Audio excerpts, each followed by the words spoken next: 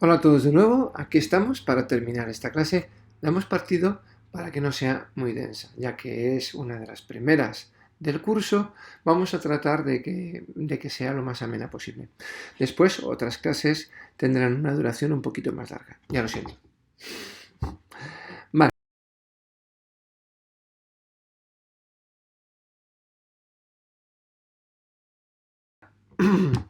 Continuamos con esta ventilación desde el incidente al hospital y el continuidad de cuidados.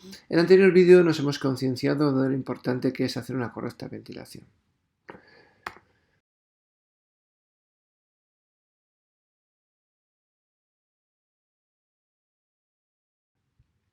A continuación, lo que vamos a hacer es conocer cómo debe ser la ventilación invasiva protectora en el lugar del incidente o cuando llega nuestro paciente al box de urgencias.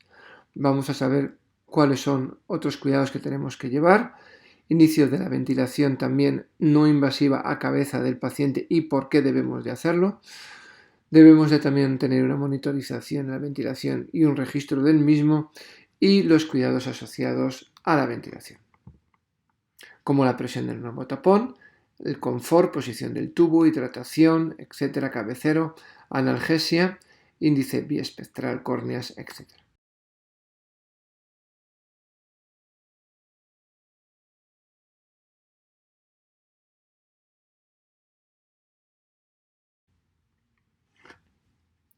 ¿Cuándo se tiene que iniciar la ventilación mecánica invasiva? Pues en el mismo momento que intubamos al paciente, ya sea en la cuneta o en el box de urgencias, me da igual. Tras comprobar que está correctamente intubado, controlamos la ventilación manual o le conectamos al paciente al ventilador, a ser posible directamente al ventilador. De esa manera nosotros tenemos un control de la frecuencia respiratoria, un control del volumen tidal y de las presiones suministradas. Vamos a evitar la hiper o hipoventilación involuntaria que podemos hacer con la ventilación manual. Tenemos la posibilidad de iniciar la ventilación protectora. Vamos a tratar de evitar administrar oxígeno al 100%. Vamos a tratar de tener una normoxia. Tener un paciente ventilado mecánicamente de forma invasiva, sin gasometrías, con una saturación del 100%, es un error, ya que no sabemos qué presión arterial de oxígeno tenemos. Con una saturación de oxígeno del 100%, nosotros podemos tener una PaO2 de 98, 105 o de 300. Y una presión arterial de oxígeno alta produce vasoconstricción arteriolar en territorios tan comprometidos como puede ser el cerebro o el corazón, que muchas veces son la causa del inicio de la ventilación mecánica, con lo cual ensombrecemos el pronóstico de nuestra evolución de nuestro paciente. Debemos hacer una correcta pseudoanalgesia y relajación del mismo.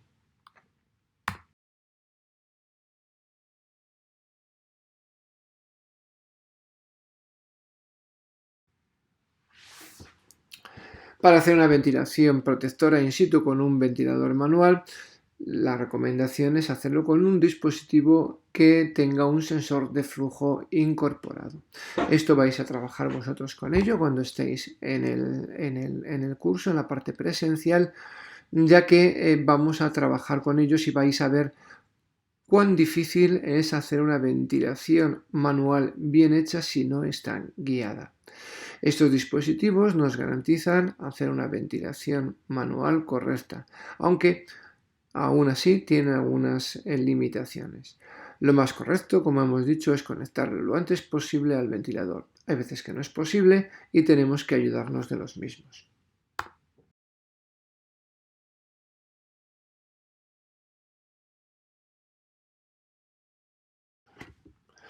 Por tanto, la ventilación invasiva, protectora, la iniciamos lo antes posible. Inicialmente, una vez aislada la vía aérea, como hemos comentado, durante el transporte vamos a monitorizar mínimo la curva de presión y de flujo, y es deseable tener la curva de volumen también para identificar un aspecto tan importante en la ventilación mecánica invasiva como son las fugas.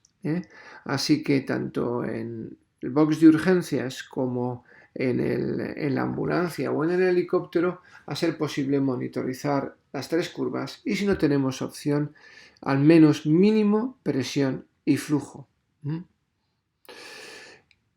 Como hemos dicho, lo ideal es tener la monitorización de los tres a la vez y, si es posible, hacer una medición de la compliance estática al inicio y al final del traslado. Esto lo comentaremos más adelante. ¿Qué es la compliance? Es la elasticidad del pulmón, ¿vale? ¿Y cómo se calcula? Lo vamos a ver durante este curso. Nos apoyamos en modos ventilatorios con ventilación protectora.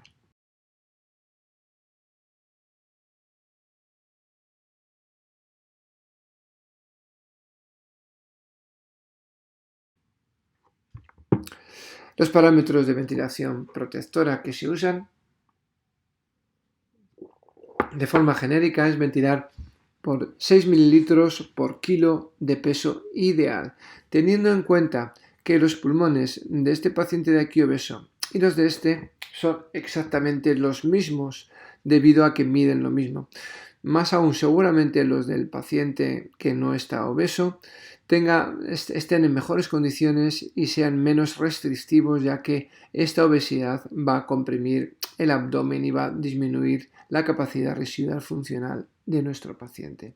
Así que, si nuestro ventilador no nos da el presetting para ventilar a nuestro paciente por altura, nosotros tenemos que hacerlo manualmente, tenemos que pensar cuál es la altura del mismo y cuál sería el peso ideal de nuestro paciente.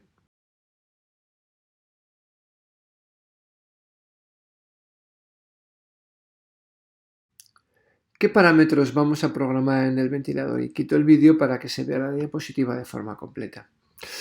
Volumen de 6 mililitros por kilo de peso ideal o una presión adecuada para obtener este volumen. Luego hablaremos de las ventilaciones de por presión o por volumen. Un plató de entre el 20 y el 30% con un tiempo inspiratorio apropiado. Una PIP de 5 centímetros o mayor. Todos los pacientes se ventilan de forma invasiva con una PIP de 5. Ni siquiera una hipertensión intracraneal deja de utilizarse una PIP de 5. Una PIP inferior a 5 produce desreclutamiento pulmonar y daño. Una PIP de 5 no produce disminución de la precarga, incluso en pacientes hemodinámicamente inestables. ¿Vale? Se utiliza una FiO2 adecuada para una saturación de en torno al 96% más menos 2, o sea, una normoxia, como hemos comentado. Nuestro paciente tiene que estar saturando en torno al 96%, que es lo que el ventilador satura normalmente.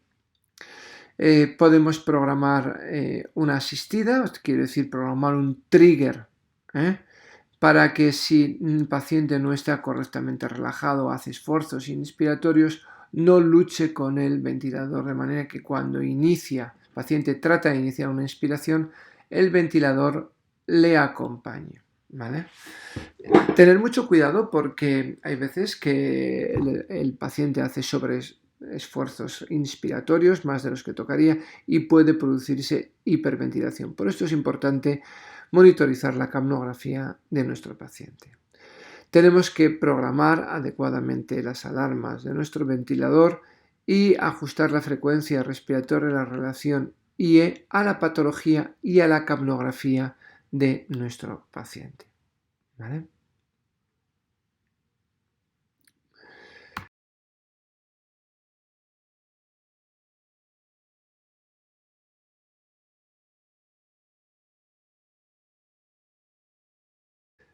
A día de hoy, quizás el máximo exponente de la ventilación protectora es el modo ventilatorio IntelliJ ASV, que de forma automática lo hace, calcula cuál es la compliance del paciente y nos da la ventilación óptima para el paciente.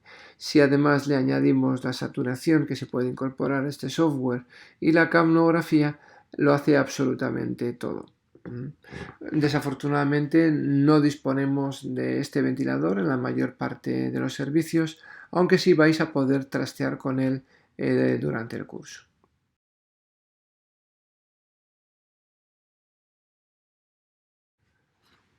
¿Cuáles son las características deseables para un ventilador de transporte? Preferiblemente que podamos usar una FIO2 ajustable desde el 21%, sea que sean de turbina, ya que los neumáticos, la FIO2 mínima que dan es del 40% y muchas veces superior, aunque programemos 40%. Es deseable que tengan una portabilidad, que tengan baterías con una autonomía suficiente, ya que el ventilador de transporte y de urgencias no debe estar atornillado ni anclado a la pared de la ambulancia o del box de urgencias. Debe ser transportable. Esto lo animo también para que lo mováis, lo saquéis y os lo llevéis ya sea para hacer una resonancia, bueno, sí, hay equipos que son resocompatibles, ¿vale? Un TAC, una radiografía o en el accidente del paciente, gracias a estas baterías. Es deseable que permita una ventilación mecánica no invasiva y para ello es deseable que no solo tenga un software de ventilación no invasiva como muchos ventiladores neumáticos, sino que realmente esté adaptado para la ventilación no invasiva. Y para ello es necesario que tenga una rampa, una velocidad de presurización alta, presurice rápidamente, le dé todo el aire que necesita el paciente, que sobre todo taquipneico, y que tenga un flujo por encima de 200 litros por minuto para poder compensar fugas. También que nos posibilite la ventilación protectora, programando adecuadamente los parámetros necesarios para ello. Lo ideal sería que tuviera un software de ventilación protectora incorporado para facilitarnos las tareas. También que tenga un modo ventilatorio de RCP con cardiocompresión continua para no parar la circulación con la ventilación y que esta ventilación no produzca barotrauma, se sincronice con la cardiocompresión. Ya hay varios ventiladores que lo hacen y luego os comentaremos cómo podemos programarlo en nuestro ventilador. ¿Vale? Debemos tratar de monitorizar las 3 curvas a la vez y, si es posible y entendemos, por tener bucles.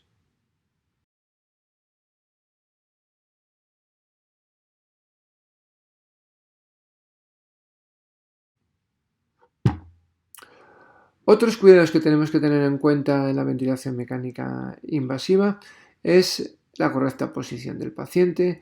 En muchos de ellos es deseable tener un cabecero elevado, sobre todo en pacientes obesos, ya que elevar el cabecero permite un desplazamiento caudal del abdomen y aumentar la capacidad residual funcional del paciente y disminuir la presión necesaria para alcanzar el volumen deseado. Debemos de monitorizar los valores del mismo, de utilizar una presión del neumotapón manual. En transporte aéreo es necesario hacerlo con un dispositivo que lo haga de forma automática, ya que hay muchas variaciones de presión con los cambios de altitud, como por ejemplo el IntelliGECAF.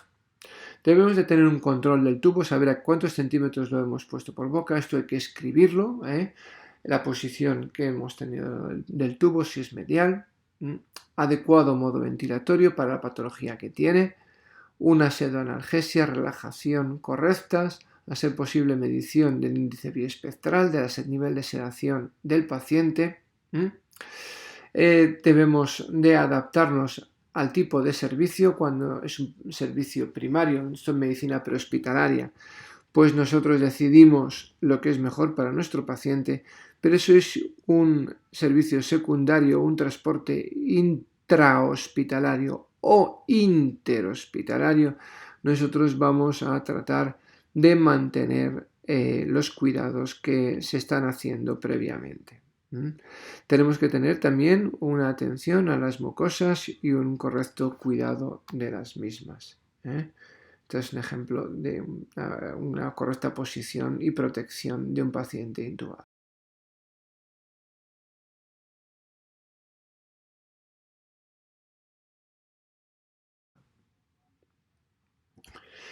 ¿Y sobre la ventilación mecánica no invasiva? Bueno, pues también la ventilación mecánica no invasiva es importante iniciarla lo antes posible, allá donde está el paciente, para tratar de que el paciente no se nos agote y empiece a mejorar lo antes posible. Si estamos en el hospital, tan pronto como detectamos la indicación, podemos iniciar la ventilación mecánica no invasiva. Y si estamos en el medio prehospitalario, cuando nos dan un aviso de un paciente con disnea, debemos de bajarnos el ventilador de transporte allá donde está el paciente. Insisto, no está ni soldado ni atornillado a la ambulancia ni al helicóptero, así que hay que bajarse. Si pues la ventilación mecánica no invasiva debe iniciarse lo antes posible. ¿Para qué? Para iniciar la ventana de tiempo terapéutica para la ventilación mecánica no invasiva. Ya sí que si no la aprovechamos, es posible que ya se nos haya pasado y sea tiempo de intubar a nuestro paciente.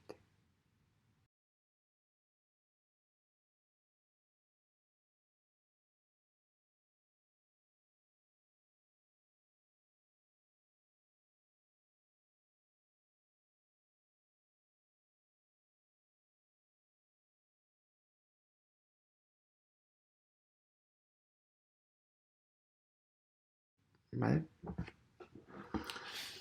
Así que la ventilación no invasiva debe de hacerse a cabeza del paciente, tan pronto como se detecta la indicación, buscando parámetros iniciales de confort, luego lo hablaremos sobre ello, evitando asincronías, usando una interfaz cómoda con un zafado rápido, preferiblemente usaremos ventiladores de turbina. Los neumáticos no suelen ir bien con la ventilación no invasiva. Debemos usar un filtro y el filtro se pone normalmente a boca de paciente para filtrar el aire que sale del mismo y evitar la contaminación. Debemos de realizar un procedimiento dentro de nuestra unidad de ventilación mecánica no invasiva para saber cómo hacerlo y que todos estemos hablando de lo mismo y que nos entendamos en estos momentos. ¿Qué rol debe tener, por ejemplo, el celador? ¿Qué rol debe tener que también es importante, qué rol debe tener el técnico, qué rol debe tener el enfermero o el asistente de enfermería y el médico? Si es un traslado, debemos de monitorizar las curvas del paciente y, muy importante, en ventilación no invasiva, monitorizar la curva de volumen para identificar las fugas. Si estamos en prehospitalaria, daremos un preaviso para que nos estén esperando en el hospital con un ventilador y poder continuar la terapia. Importante identificar el punto de zafado de esta ventilación mecánica no invasiva.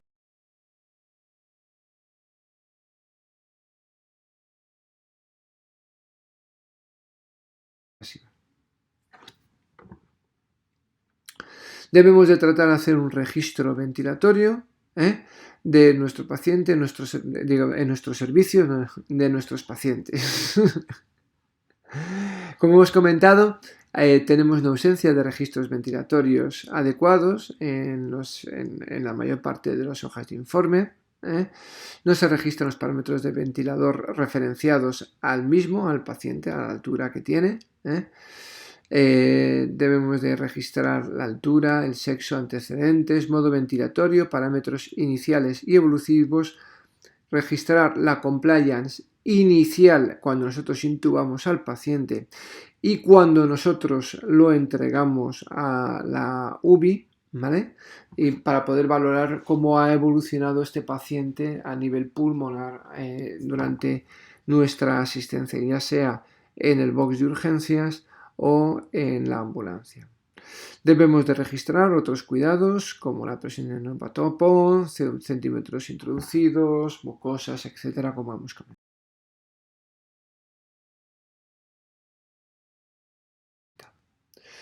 Y en el hospital debemos de tener protocolos de transferencia, confianza entre compañeros, mantener una ventilación protectora y una ventilación mecánica no invasiva, facilitar el mantenimiento de los parámetros de briefing correcto con el compañero de qué es lo que hemos hecho.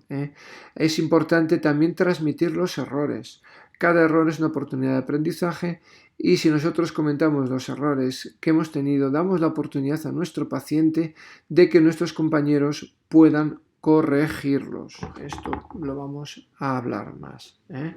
Es un error muy común que cuando los compañeros de prehospitalaria llegamos con una ventilación mecánica no invasiva, como el paciente ya ha mejorado con esta ventilación no invasiva, al llegar a urgencias sin haber hecho una valoración adecuada del destete de la ventilación no invasiva, como diría César Cinesi, se le quita directamente la ventilación no invasiva y se le conecta a una bolsa reservorio. Esto es un error porque muchas veces al cabo de un rato, sobre todo si nos despistamos, el paciente está mucho peor y en el mejor de los casos puede terminar intubado. Así que otra cosa importante es no transferir con una bolsa autoinflable y es necesario hacer sesiones multidisciplinares. En la ventilación mecánica invasiva, lo que hemos dicho, no transferir con bolsa autoinflable de ventilador de transporte o de ventilador de urgencias a ventilador de UCI directamente.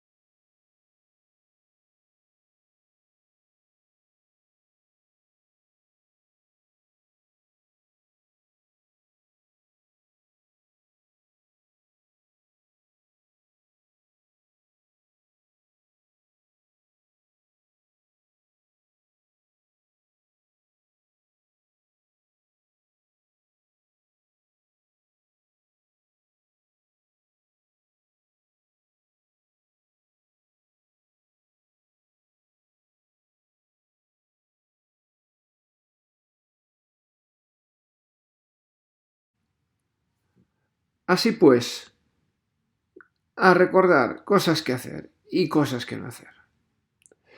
Inicio de la ventilación protectora in situ, en ventilación invasiva, con un neumotapón con presión correcta, capnografía, valoración de curvas y bucles si tenemos disponibilidad, monitorización del nivel de conciencia, registrar parámetros, drogas en perfusión, cálculo también del consumo de gases, sobre todo en prehospitalaria, reevaluación continua, mantenimiento de los cuidados de enfermería, transferencia con el respirador e intentar mantener la ventilación protectora.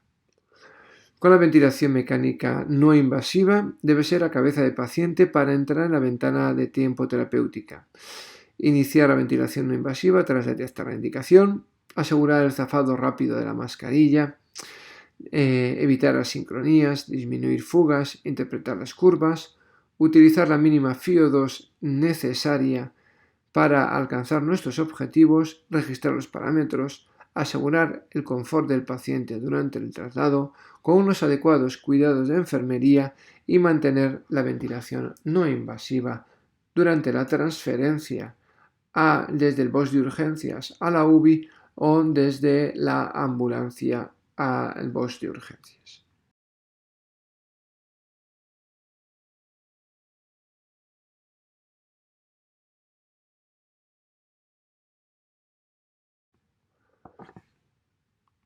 Muchísimas gracias por vuestra atención y espero que os vaya siendo de utilidad este curso.